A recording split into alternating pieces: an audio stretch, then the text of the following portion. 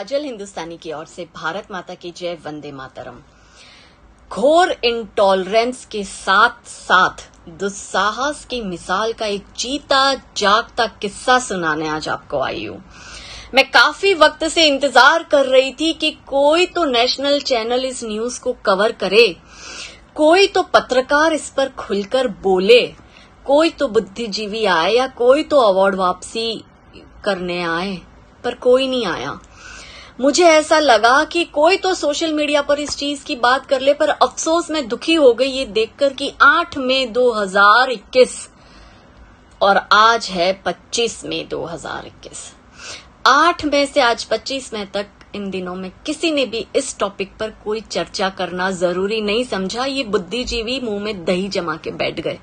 ऐसा नहीं है कि इनको नहीं पता है, इनको पता है, लेकिन इंटॉलरेंस पर छाती कूटने वाले और लोकतंत्र खतरे में है कहकर धरना देने वाले और यूनाइटेड नेशन तक छाती कूट कर रोने वाली ये जो पूरी जमात है वो चुप है, क्योंकि इस बार जो विक्टिम है वो हिंदू है। हर बार हिंदू होता है, लेकिन ये तो साबित हो गया क्योंकि मद्रास हाई कोर्ट का निर्णय ये आया जिसमें हिंदुओं को विक्टिम घोषित किया गया।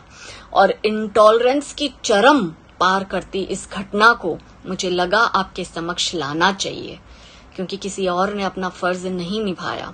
इसलिए हर बार की तरह काजल हिंदुस्तानी अपना फर्ज निभाने आई है। तमिलनाडु का, गौर से सुनिएगा ये पूरा किस्सा बहुत जानने लायक है। तमिलनाडु का एक जिला है पेरम्बलूर और उसका एक गांव है करतूर।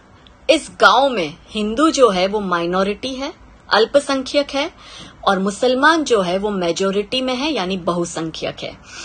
इस गांव में हर बार का एक रिवाज है कि साल में एक बार यहाँ के प्रमुख 4 मंदिर मिलकर हर बार 3 दिन का एक त्योहार मनाते हैं और रथ यात्रा निकलती है।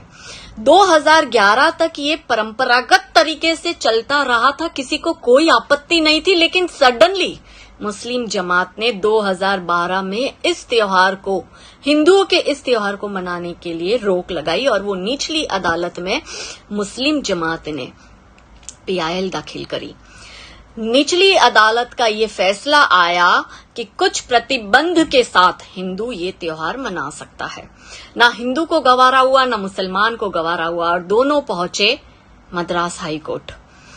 मद्रास हाई कोर्ट की एकल बेंच ने भी उसी निर्णय को कंटिन्यू रखा कि प्रतिबंध के साथ हिंदू अपना फेस्टिवल मना सकता है, कुछ प्रतिबंध के साथ। जाहिर सी बात है कि एकल बेंच का ये निर्णय ना तो हिंदुओं को गवारा हुआ, ना मुसलमानों को गवारा हुआ। हिंदुओं ने कहा हम क्यों प्रतिबंध के साथ त्योहार मनाएं, और मुसलमानों ने कहा क्योंकि मुसलमान मेजोरिटी में है और इस्लाम में मूर्ति पूजा हराम है और हिंदू यहाँ पे माइनॉरिटी में है, इसलिए उनको अधिकार नहीं है अपना त्योहार मनाने का। ये मामला फिर गया मद्रास हाई कोर्ट की डिवीजन बेंच के पास, और डिवीजन बेंच ने 8 मई 2021 को ये फैसला हिंदू पक्ष के हक में देते हुए एक जजमेंट पास किया। ये जजमेंट में जज ने क्या बोला ये आप गौर से सुनिएगा। जज ने कहा कि ये कैसी इंटॉलरेंस है इस देश में। अगर 1 मिनट के लिए मुस्लिम जमात को उन्होंने लताड़ लगाई जज ने, और कहा कि 1 मिनट के लिए आपके लॉजिक को मान भी लेना कि क्योंकि आप मेजोरिटी में आ गए और हिंदू माइनॉरिटी में आ गया तो उसका त्योहार मनाने का हक नहीं है, तो फिर हिंदुस्तान में हिंदू मेजोरिटी में और बहुत से ऐसी जगह है जहां मुसलमान है भी नहीं, या कम है, या माइनॉरिटी में है।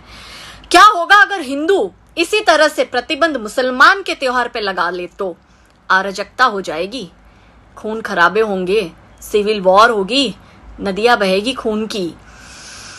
जज ने यह भी कहा कि ये कैसी मानसिकता है, एक सेक्युलर देश में इस तरह से एक धर्म दूसरे धर्म को उसका त्योहार मनाने से रोक रहा है।